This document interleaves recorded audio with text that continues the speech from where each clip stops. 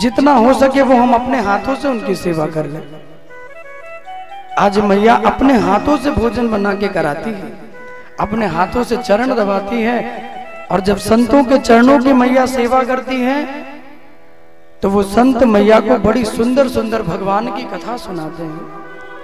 और भगवान की सुंदर कथा को सुन के प्रहलाद जी मां के गर्भ में बड़े होने लगे। इतनी प्यारी प्यारी भगवान की संगति हुई, इतनी सुंदर सुंदर कथाओं को सुना कि मां के गर्भ में रहकर प्रहलाद जी भगवान की भक्ति में बंध गए। और जब मां अपने घर आई, हिरण्यकश्यपु जी लौट के आए, और कुछ समय के बाद श्री प्रहलाद जी का जन्म हुआ। इतने भगवान नारायण के भक्त हैं, इतने नारायण के भक्त हैं कि पिता ने अपने बेटे को मारने के लिए कितनी यातनाएं दी मेरे भाई बहन, अपने पुत्र को मारने के लिए कितना संकट दिया। जहर पिलवाया, पहाड़ों की चोटियों से नीचे फेंकवाया, हाथी के पैरों के नीचे कुचलवाया, सैनिकों को ले जाके समुद्र में फेंकवाया। लेकिन जिनकी रक्षा करने के लिए भगवान ने संकल्प लिया हो, क्या दुनिया में कोई उन्हें मार सकता है? प्रहलाद के प्राणों की रक्षा के लिए भगवान स्वयं खड़े हैं कि जो तू दौड़े एक पग तो मैं दौड़ूं 60, और पीछे पीछे मैं फिरूं और कबहू न छोड़ूं साथ। ये भगवान के संकल्प हैं मेरे भाई बहन। जो कोई एक कदम भगवान की ओर बढ़ाता है तो उससे मिलन की आकांक्षा लेकर भगवान हजारों कदम से दौड़ पड़ते हैं। लेकिन this is your responsibility my dear, ये आपकी ड्यूटी है कि वो एक कदम आपको ही भगवान की ओर बढ़ाना है। और जो जीव अपनी श्रद्धा को लेके भगवान की ओर एक कदम बढ़ता है, उसके लिए ठाकुर जी स्वयं दौड़ पड़ते हैं। क्या मीरा के लिए नहीं आए? क्या ध्रुव के लिए नहीं आए? क्या प्रहलाद के लिए नहीं आए? क्या नामदेव के लिए नहीं आए? जिसने भगवान को भाव से पुकारा है उसके लिए ठाकुर दौड़े चले आए हैं। जो पुकारता है उसके लिए भगवान दौड़े आते हैं। गुरुदेव भगवान कहते हैं प्रहलाद जी बड़े हुए, इनके पिता तो नारायण को नहीं मानते, लेकिन प्रहलाद जी नारायण की बड़ी भक्ति करते हैं। अपने बेटे को बहुत समझाया, बहुत रोका, बड़ा निवेदन किया, लेकिन प्रहलाद जी नहीं माने। गुरु जी के आश्रम में प्रहलाद जी को पढ़ने के लिए रख दिया, और गुरु जी के यहाँ प्रहलाद जी जब पढ़ते हैं तो जितने राक्षस के पुत्र वहां पढ़ते हैं ना, प्रहलाद जी ने उन राक्षस के बेटों को भी भगवान के नाम का दीवाना बना दिया।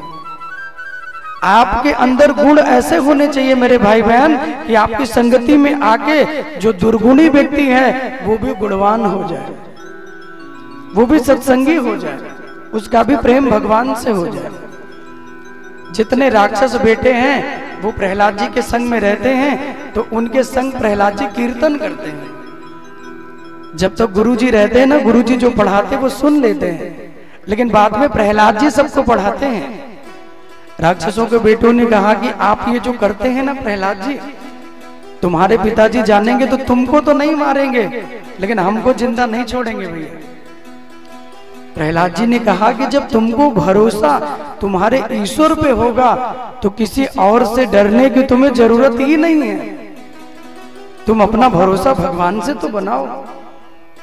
और एक दिन उन राक्षसों के बेटों को लेके कीर्तन प्रहलाद जी कर ही रहे थे कि उसी समय इनके पिता हिरण्यकश्यपु आ गए। और हिरण्यकश्यपु जब आए, देखा कि मेरा ही पुत्र और मेरे ही शत्रु का नाम ले रहा है। जिन नारायण का नाम मैंने सपने में कभी नहीं लिया, मेरा बेटा नारायण नारायण कह के बच्चों को लेके गा रहा है। गुरु जी को बुलवाया, गुरु जी को बड़ी डांट लगाई, और डांट लगा के गुरु जी से कहा कि यही सिखाते हो, मेरे बच्चे को यही पढ़ाते हो।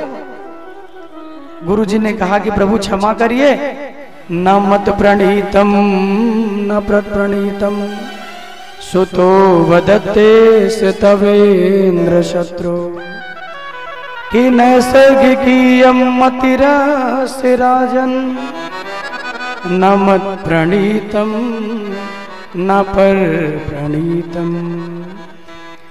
आपके पुत्र को ना मैं कुछ सिखाता हूं न कोई और कुछ पढ़ाता है। नैसर्ग की ये मतिरस राजन, अरे ये तो माँ के गर्भ में सब कुछ सीख के आया है।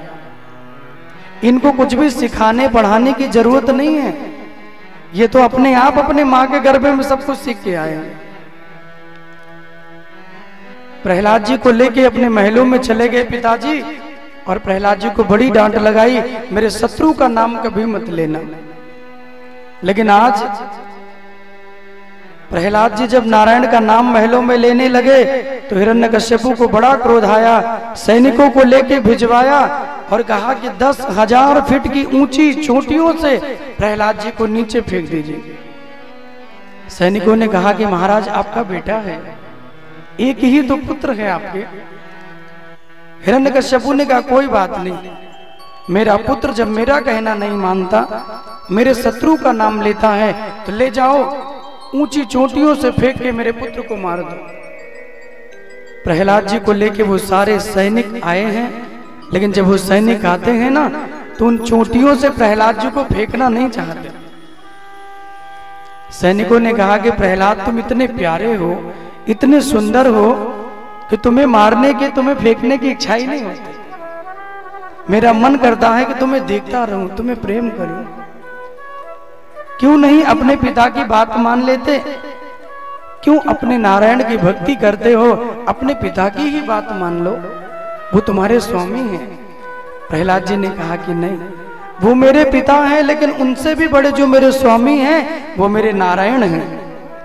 और तुम्हारे स्वामी ने तुमको जो आज्ञा दी है वो तुम करो, और मेरे स्वामी ने जो मुझे आज्ञा दी है वो मैं करूंगा। अब मैं देखता हूं कि तुम्हारे स्वामी तुम्हारे काम आते हैं या मेरे प्रभु मेरे काम आते हैं। सैनिकों को बड़ा क्रोध आया, और इतनी ऊंचाई से जब प्रहलाद जी को नीचे फेंका है ना, इतनी ऊंचाई से जब प्रहलाद का शरीर गिरने लगा तो छोटे से प्रहलाद के नेत्रों से अश्रु की एक बूंद गिरी है। और वो एक बूंद जब नीचे गिरी मेरे भाई बहन, तो जो भगवान भक्त की एक आंसू की बूंद को भी नीचे गिरने नहीं देते हैं, अपने कर कमलों पे भगवान ने प्रहलाद के अश्रु बिंदु को रोका है। तो जो इतने भक्त वत्सल हैं, क्या वो भक्त का बाल बांका होने देंगे? जैसे ही प्रहलाद जी गिरे, भगवान ने दोनों बाह फैला ली और अपनी गोद में प्रहलाद जी को रखा है। क्या बोलना पड़ेगा? ऐसे नहीं, जोर से बोलना पड़ेगा, और जोर से बोलना पड़ेगा। प्रहलाद जी को भगवान ने अपनी गोद में रखा। कौन इतना भाग्यशाली है मेरे भाई बहन जिसको भगवान की गोद मिले? ये तो प्रहलाद जी जैसा भक्त ही हो सकता है जिसने अपने जीवन में भगवान का नाम कभी छोड़ा नहीं।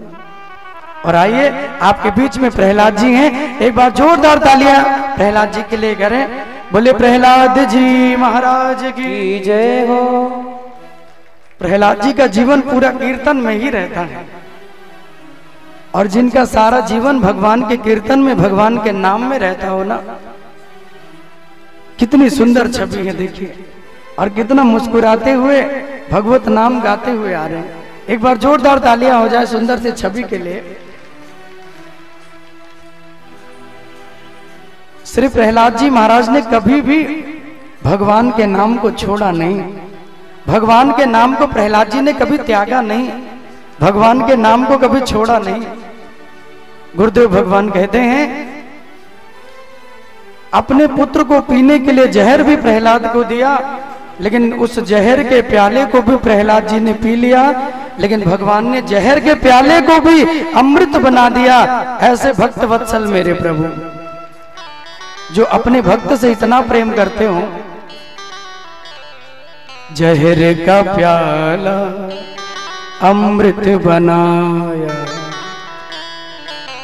जो जहर पीने के लिए प्रहलाद को मिला, उस जहर को भी भगवान ने अमृत बना दिया। हर एक कदम पे प्रहलाद के प्राणों की भगवान ने रक्षा की। एक दिन पिता को क्रोध आया और अपने पुत्र प्रहलाद से कहते, बताओ तुम्हारे भगवान कहाँ है?